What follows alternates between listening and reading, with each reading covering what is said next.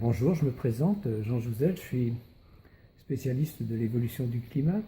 Je suis aussi très conscient qu'il y a beaucoup d'autres problèmes dans l'environnement au sens large et en premier lieu la perte de biodiversité.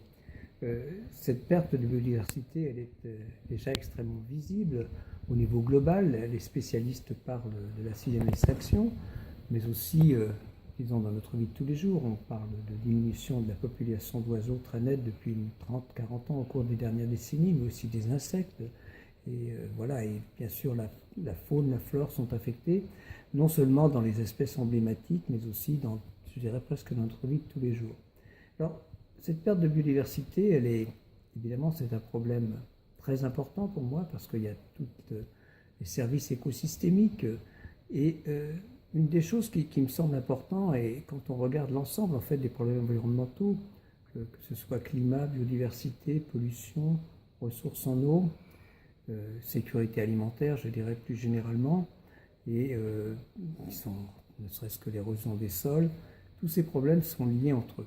Parce que ce que je sais très dire, c'est qu'on ne peut pas, d'une certaine façon, prendre la biodiversité en toute seule et disons, ignorer le changement climatique. Parce que quand on regarde l'influence du changement climatique sur la biodiversité, eh bien si on ne fait rien pour lutter contre le réchauffement climatique, des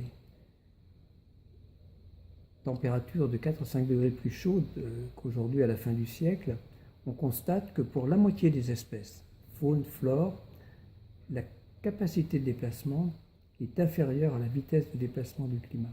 Donc je crois que ce simple constat, disons en tout cas, bien sûr ce sont des projections, montre que le réchauffement climatique, s'il n'est pas maîtrisé, exacerbera la perte de biodiversité.